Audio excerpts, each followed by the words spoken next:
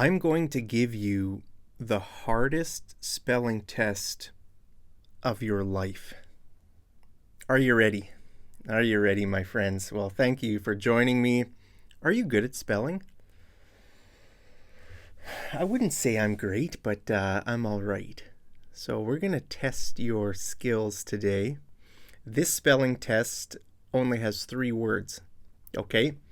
So get a piece of paper and get a pen, okay? Get a pencil or a pen, just like this, all right? And a piece of paper, and try to spell the words that I'm going to tell you. I'm going to say the words into my microphone. Try your best, guys. If you fail this test, it means you're a bad person. So don't fail this test, all right? So are you ready for word number 1? Listen. Do you have it? Do you have your pencil? If you don't have your paper and pencil, forget about it. Get a piece of paper and a pencil, because the first word is... Actually, I should tell you the rules. I'm going to repeat each word twice, and then I'm going to use the word in a sample sentence. Okay? I'll say the word, I'll say it again, and then I'll give you a sentence. And then I'll give you a few seconds. I'll take a sip of my tea. I'll give you a few seconds to think about it and write it down, and then we'll move on to the next word. Are you ready for the first word? The first word is gobbledegook. Gobbledegook. I don't understand any of that financial gobbledegook.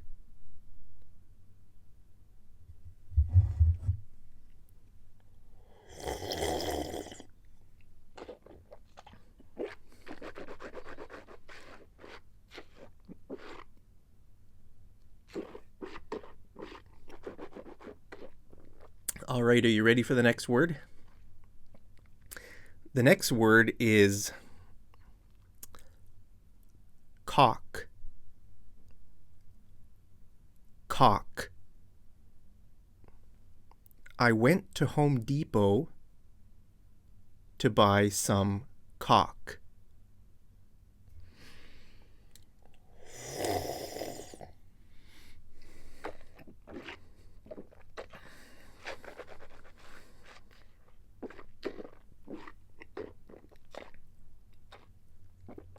You ready for the next one?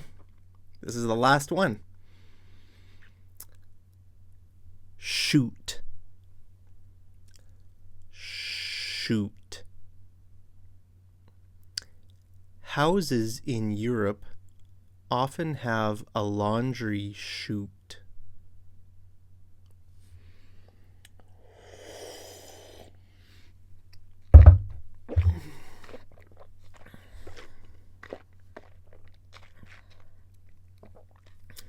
It's the end of the test, guys. How did it go? Let me know, honestly, how it went. Here are the words, okay?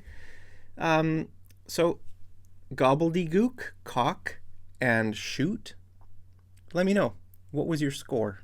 What did you get? Tell me honestly down in the comments. Now we're going to talk about what these words mean. Okay? You might not know what these words mean. And so, let's dive right into it. But if you just wanted to know the spelling and now you want to leave, you can leave, but I'd love it if you stick around and hang out with me. I love hanging out with you guys. Thank you so much for all your support. Thanks for always smashing that like button, guys.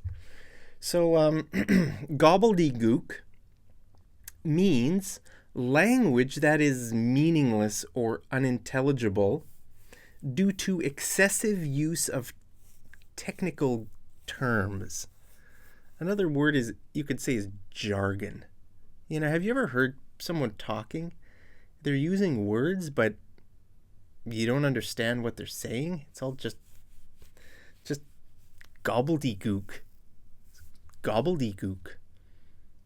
Okay, like imagine this, right? If I say the Fed's decision triggered a 30-point move in the S&P 500. The Fed's decision triggered... What?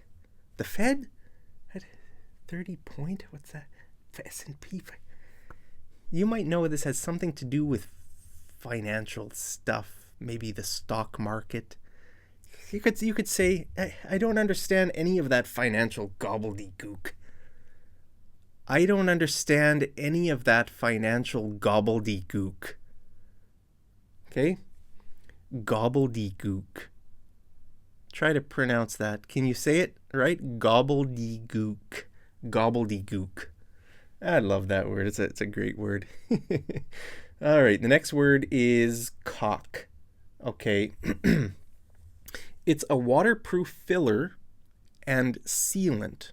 Okay. A sealant is something that seals something. Okay. So think about, there's maybe like in your bathroom, there's water. There's some water leaking beside your bathtub. Well, you need to seal it. You need to seal it so the water doesn't seep through, right? So it's used in building work and repairs. Okay? So, in any kind of repair. Very often caulk is used in bathrooms. Like, I mean, look at this picture here, okay? Oh, using the wrong keyboard, guys. I have a keyboard over here for my iMac that I'm filming this on, and I have my laptop here. Can't even see my laptop in the screen. There it is. And with another one. So this is controlling this. What you're seeing on the screen is being controlled by my laptop. But I have another computer, an iMac, with a keyboard there. I got them mixed up. All right, so you can see here this picture. This person is using some black caulk to I don't know, for some project. I'm not a construction guy, guys. I don't know much about construction, but like if you have let's say you had a leak in your bathtub, beside your bathtub, or your toilet, maybe around the bottom of your toilet. I'm not sure, or tiles. Okay, bathroom tiles. Like there's two kinds of bathrooms that you typically find here in Canada.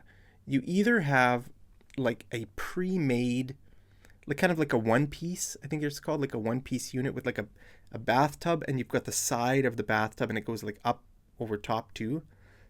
It's all installed in one piece, so there's no tiles. Okay, there's no tiles at all in or around the bathtub. In fact, there's no tiles anywhere in the bathroom. I would say most bathrooms in Canada don't have tiles. This is in my experience. I'm just thinking about the houses I've lived in. They don't have tiles. Why is that?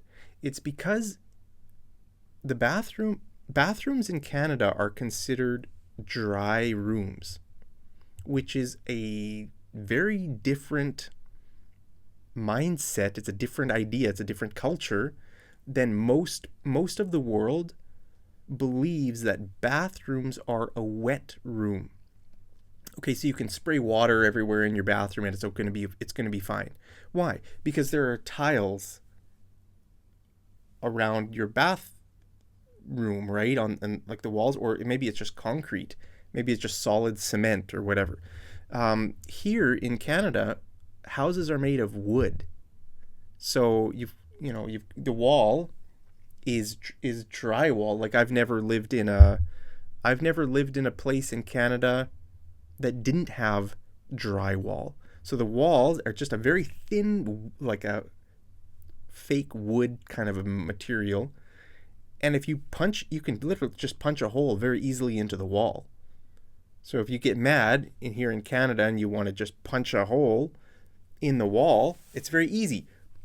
And to fix it, well, then you have to rip out that section of drywall, put in a new section of drywall. It's cheap. Drywall is very cheap stuff. And then you paint it, right?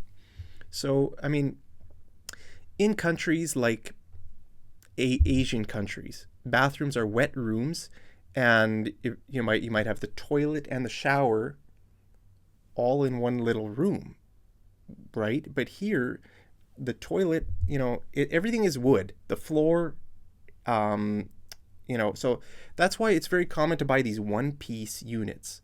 But some bathrooms do have tiles. You could have a full tiled bathroom if you want. It's more expensive to do it that way. If you're rich, are you rich? If you're rich, send me some of that money. Stop hoarding it all for yourself. But I've never lived in a bathroom a bathroom. I've never lived in a house. Have you ever lived in a bathroom, guys? I've never lived in a house with tiled bathrooms. I'm trying to think now. If I sometimes they put my house in Calgary that I bought. I'm trying to remember. Did that one have tiles around the bathtub? Maybe it did. I made a video about that. I'll have to go back and watch that video. So sometimes they might put some tiles around the sink, or around the bathtub. Tiles are nice. They look nice, right? So anyway, if you're gonna have a bathroom with tiles, well, you're gonna need some caulk, right? You need to put caulk in between the bathtub and I don't know anything about building, guys. But most bathrooms are white here in Canada, so then you probably want to buy some white caulk, right? So this was my sentence. I went to Home Depot to buy some caulk. Right? Next word is chute. Chute. This was my sentence. Houses in Europe often have a laundry chute. Okay, what does the word chute mean? A chute is like a passage. It's like a hole. Well, it's a thing that's built. In this case, if it's a laundry chute, it's built into the house. Okay, and it's like a passage, a little hole that goes down from the top floor of the house to the bottom floor. Okay, so let's say your house has 3 stories, and most houses in Europe, like in Germany, for example, they have multiple. It's rare to see a house that's just one level. All the buildings in Germany are like multi-level buildings, right? So let's say your washing machine is on the ground floor, and your bedroom is on the top floor. Well, you might be lazy and you don't want to carry your laundry all the way down the stairs to the ground floor.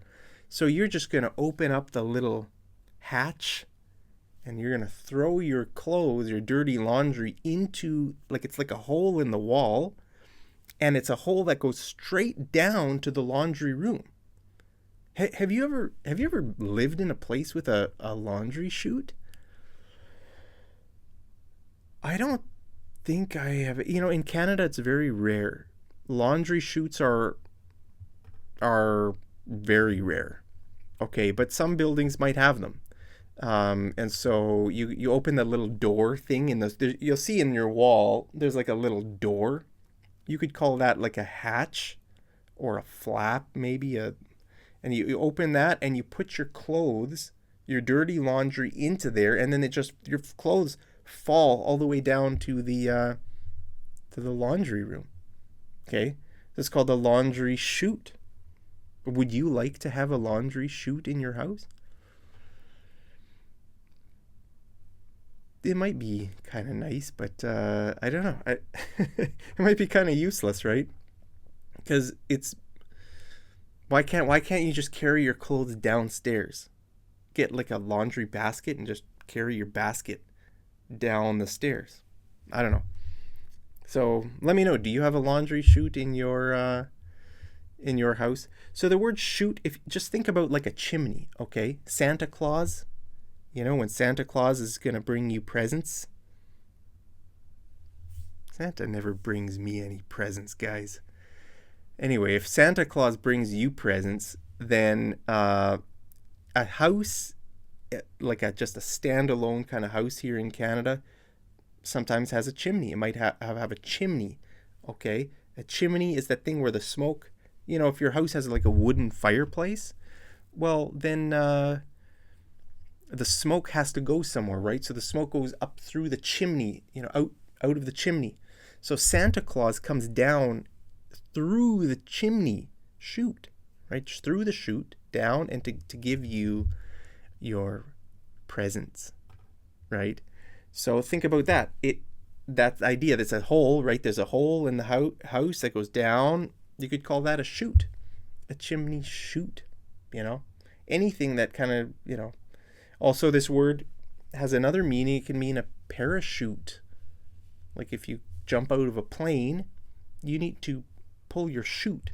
And then, the chute is that big umbrella thing that saves your life from slamming down onto the ground, right? So it can have different meanings, but in my example here, it's spelled the same way. In the parachute kind of chute and the laundry chute, it's the same word. Okay. Now this was a hard spelling test, wasn't it? You might have thought about the word shoot. You're shooting a deer, maybe.